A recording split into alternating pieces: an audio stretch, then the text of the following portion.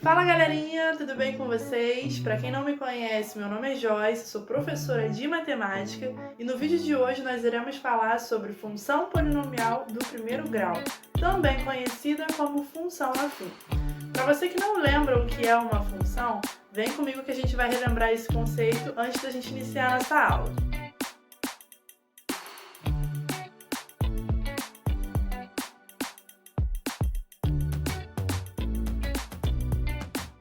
No estudo da função, nós utilizamos o plano cartesiano como base para a gente diagnosticar aonde essa função será traçada. E para quem não lembra, o plano cartesiano ele é dividido em eixo x, conhecido como eixo das abscissas, e eixo y, conhecido como eixo das ordenadas, ok? A lei de formação de uma função de primeiro grau vai ser definida através de conjunto dos reais com conjuntos dos reais. O que isso significa? Tanto os elementos que pertencem a x, quanto os elementos que pertencem a y, tanto o domínio quanto a imagem, elas devem estar integradas dentro do conjunto dos números reais. Ou seja, tanto o ponto que será marcado aqui nesse eixo, quanto os pontos que serão marcados aqui nesse eixo, devem obrigatoriamente pertencer ao conjunto dos reais. Essa é a primeira obrigatoriedade da função afim.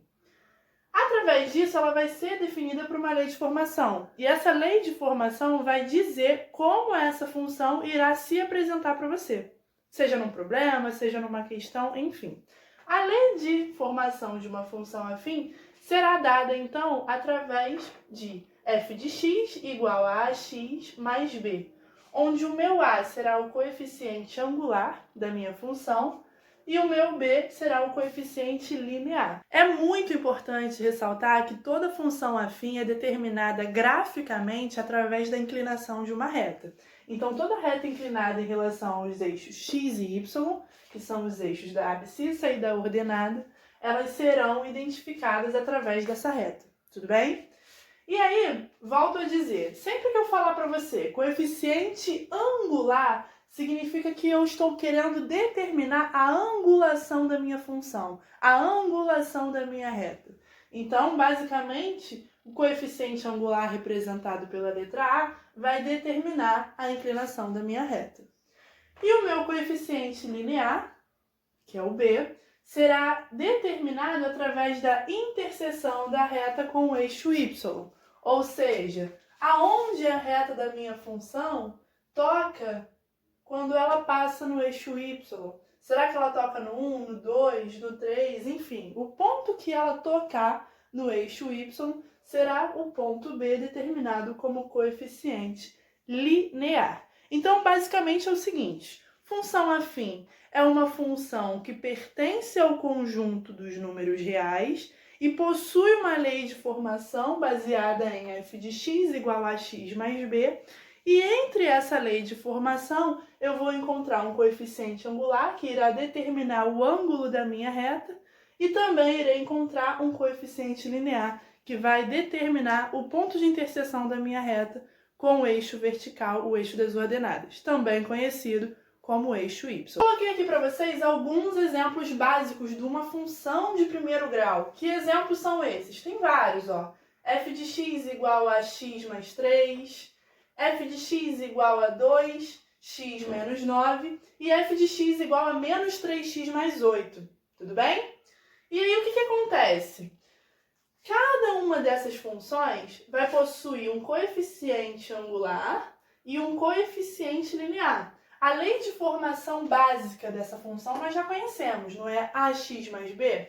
Então, todo elemento que acompanha a variável x será o meu coeficiente angular. E todo elemento que está sozinho, né, será o meu coeficiente linear. Então, analisando, né, esses dois coeficientes, nesses exemplos que eu citei aqui, f de x igual a x mais 3. Ora, nessa função eu tenho que o meu coeficiente angular, que acompanha o x, é o número 1, né? Quando o x está sozinho assim, pessoal, significa que quem está acompanhando ele é o número 1, porque 1 multiplicado por x continua sendo x, tudo bem?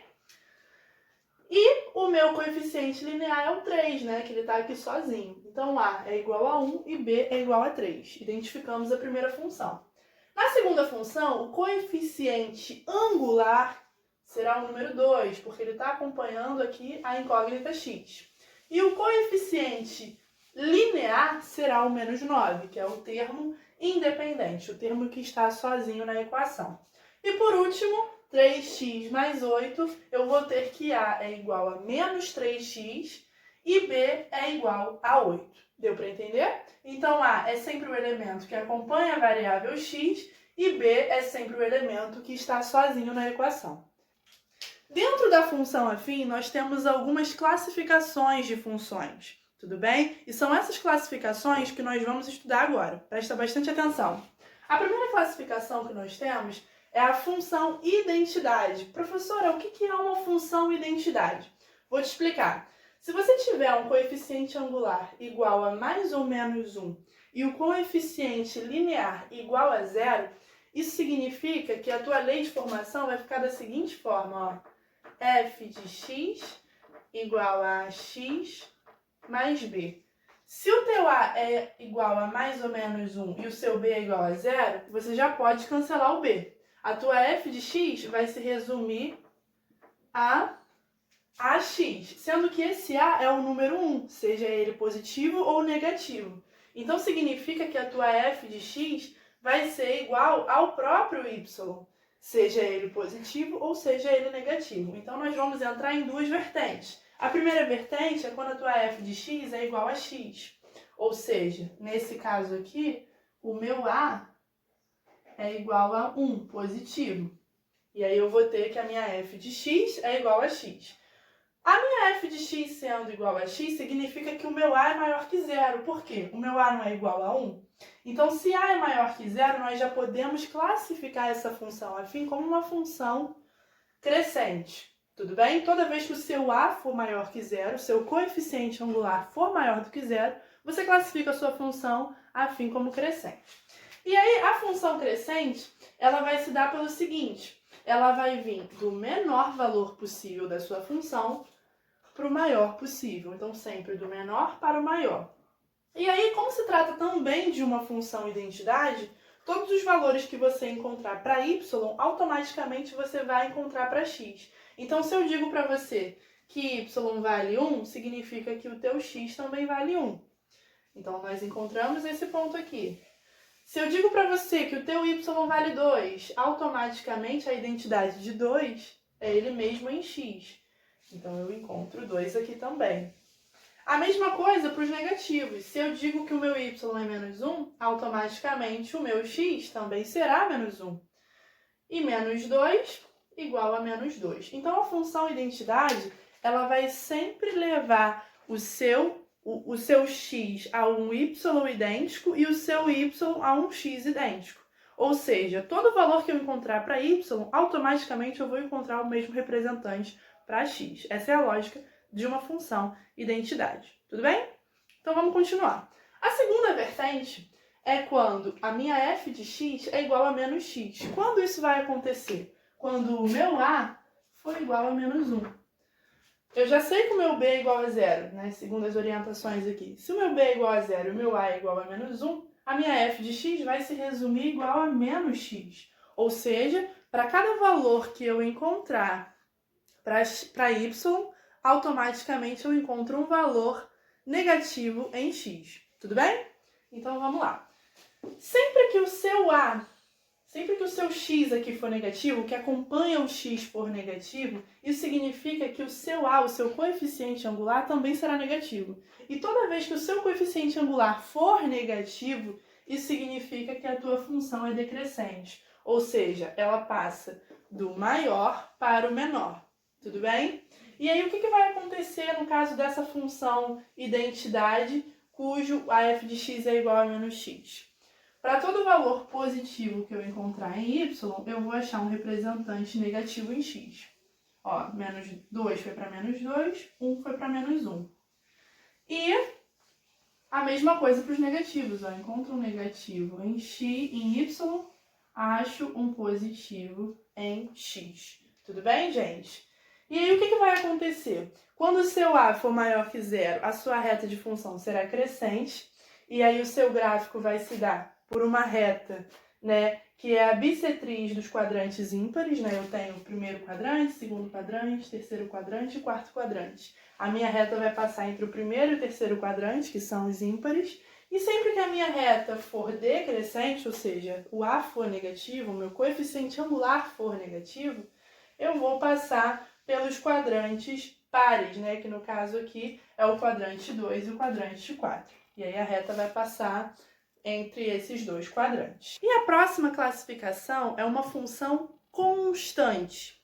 O que classifica a sua função ser constante ou não? Vem comigo. A sua função será constante se o seu A for igual a zero, ou seja, se o meu coeficiente angular for nulo. Toda vez que o meu coeficiente angular for nulo, a minha f de x será igual ao meu coeficiente linear. Por quê? Olha o que vai acontecer. Eu tenho que f de x é igual a x mais b. Mas se eu sei que A é igual a zero, automaticamente eu cancelo essa parcela aqui. E o que sobra é f de x igual a b. Se f de x é igual a b, significa que f de x é igual ao coeficiente linear. Se f de x é igual ao coeficiente linear, significa que a minha reta não terá angulação. Por quê? Se a é igual a zero e a determina a inclinação da reta, então significa que na função constante, a reta é sempre constante. A reta sempre tem o mesmo percurso, ela não tem inclinação. E aí, o que vai determinar aonde será esse percurso da reta? A minha coeficiente linear, que é o meu b.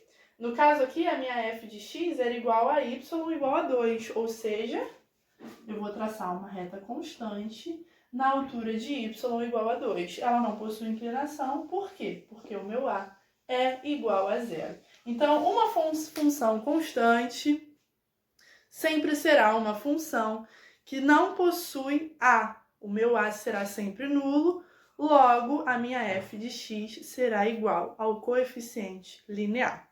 Tudo bem? Bom, e por último, para terminar o vídeo de hoje, vamos classificar o que é uma função afim quando ela é linear. O que acontece nessa função? Bom, preste atenção aqui.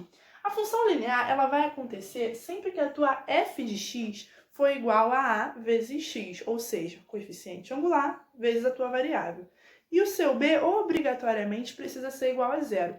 Então, olha que interessante. Enquanto a função constante ela diz que o a deve ser igual a zero, na função linear, o a pertence à função e quem é igual a zero é o meu coeficiente linear b. E aí, olha o que vai acontecer. O meu gráfico, como o meu b é igual a zero, ele vai ser intersectado no eixo y na origem, ou seja, no zero. E aí, o gráfico da função linear, ele sempre vai ser uma reta inclinada que passa pela origem. Tudo bem, pessoal? Então tá aí. É um resumão, né, para vocês relembrarem o que é uma função polinomial do primeiro grau, tá bom? E esse vídeo contém parte 2, olha que legal. Então você que quer aprender a matéria toda através das videoaulas, se inscreve no canal, curte esse vídeo e aperta o sininho para você não perder nenhum vídeo. Tudo bem, pessoal? Um super beijo para vocês, muito obrigada por assistirem o vídeo e até a próxima aula. Tchau, tchau!